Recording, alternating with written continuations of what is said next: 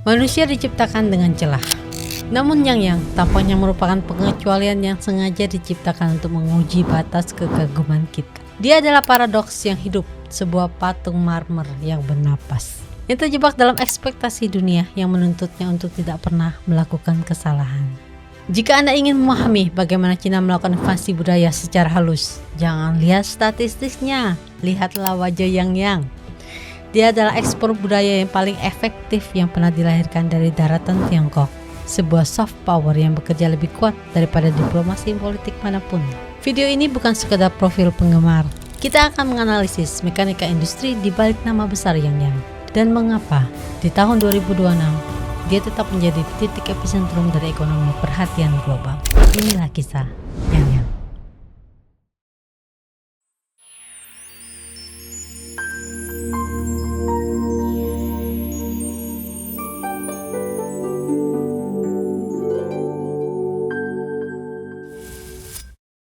Industri hiburan Cina adalah medan perang yang kejam. Namun pria ini berjalan di atasnya tanpa satupun goresan. Yang bukan sekedar aktor. Dia adalah produk presisi militer yang dibalut dalam estetika dewa. Di dunia di mana skandal menghancurkan karir dalam semalam, dia tetap berdiri tegak, tak tersentuh, tak terkalahkan, dan tak masuk akal. Perjalanan Yang tidak dimulai di depan kamera, melainkan di barak militer yang keras. Pada usia 11 tahun saat anak lain masih bermain, dia sudah masuk ke sistem yang menuntut kedisiplinan tinggi, People's Liberation Army Art College. Di sana dia tidak hanya belajar menari, dia belajar tentang presisi, rasa sakit, dan dedikasi. Latar belakang militer inilah yang memberikan Yang senjata terkuatnya, postur tubuh yang tegak, sempurna, dan disiplin baja.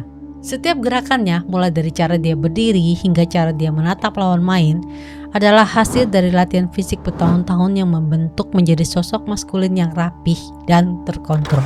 Banyak yang menuduhnya hanya mengandalkan wajah, namun mereka lupa bahwa disiplinnya dibentuk di barak militer, bukan di bawah lampu salon.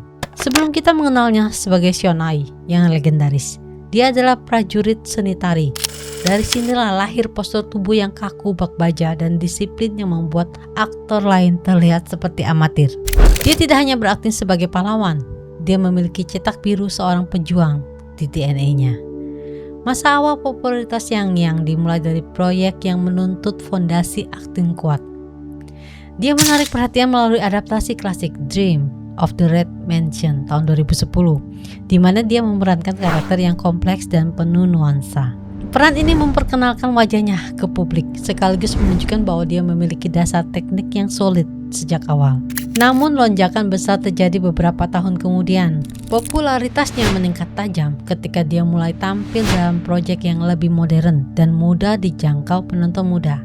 Transisi ini terasa mulus, dia membawa disiplin dari latar pendidikannya ke dalam karakter yang lebih ringan dan romantis. Titik balik yang benar-benar mengangkat namanya ke level luas datang melalui Love O2O 2016. Karakter yang dia bawakan menjadi representasi ideal bagi banyak penonton. Cerdas, tenang, dan konsisten. Sejak saat itu, Yang dikenal sebagai sosok perfect male lead dengan kombinasi visual kuat dan aura terkendali yang sulit diabaikan. Dunia melihatnya sebagai dewa yang tak tersentuh. Namun bagi Yang ini adalah tantangan untuk membuktikan bahwa dia lebih dari sekedar wajah tampan. Dia mulai mengambil resiko, meninggalkan zona nyaman, drama romantis untuk terjun ke proyek-proyek berat seperti The King Agatha, Glory of Special Forces. Di sana dia kembali ke akarnya, berkubang di lumpur, melakukan aksi laga berbahaya, dan membuktikan bahwa jiwanya tetap seorang prajurit. Fase berikutnya adalah perluasan peran. Dalam You Are My Glory 2021, dia menampilkan sisi yang lebih dewasa dan realistik.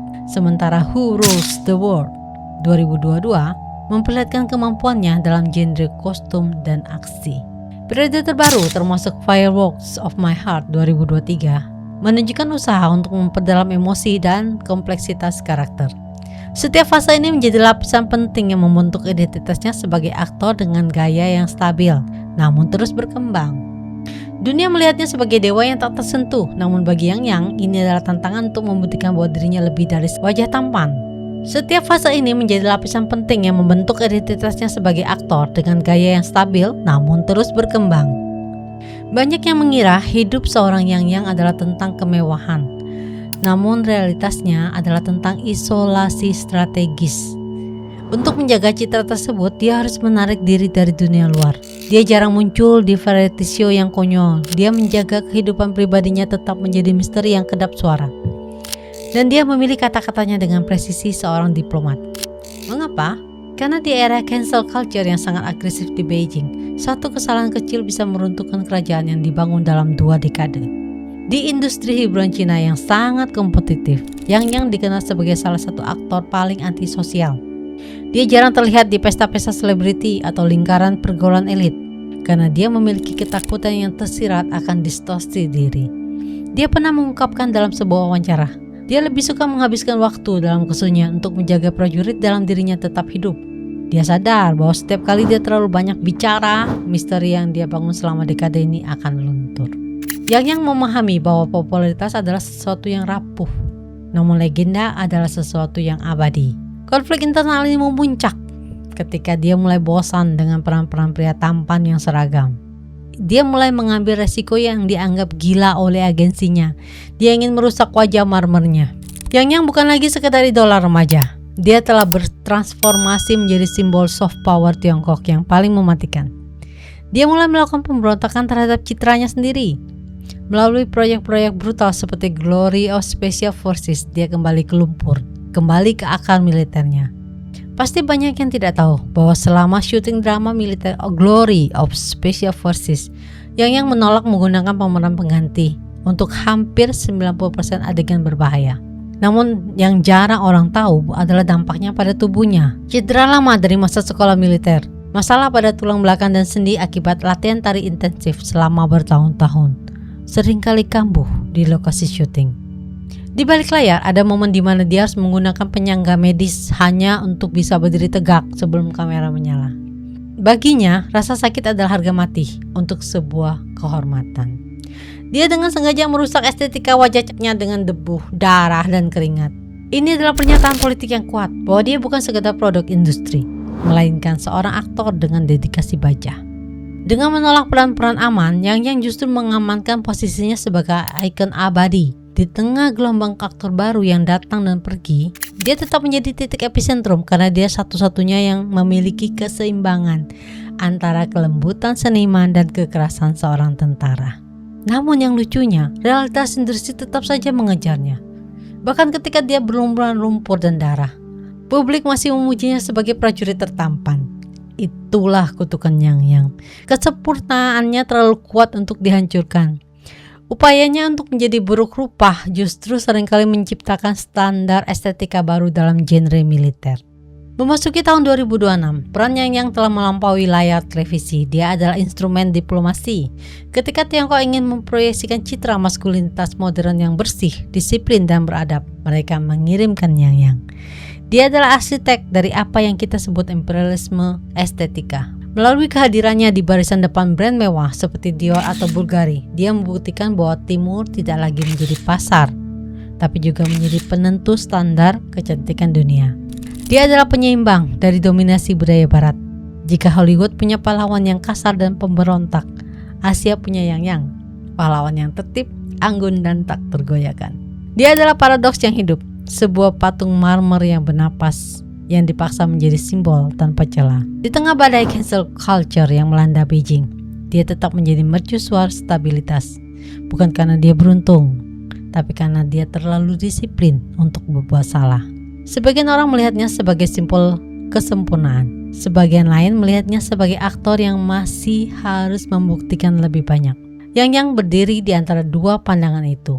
Tenang, konsisten, dan tetap berjalan dengan caranya sendiri. Namun pertanyaannya sekarang ada di kamu. Apakah dia benar-benar aktor dengan kedalaman yang terus berkembang? Atau hanya representasi visual yang terlalu kuat untuk diabaikan? Karena pada akhirnya popularitas bisa datang dan pergi, tapi penilaian penonton selalu bertahan lebih lama. Jadi menurut kamu, Yang itu aktor kuat atau hanya visual yang sempurna? Sekian kisah kali ini, kita kembali lagi di kisah yang lain. Bye-bye.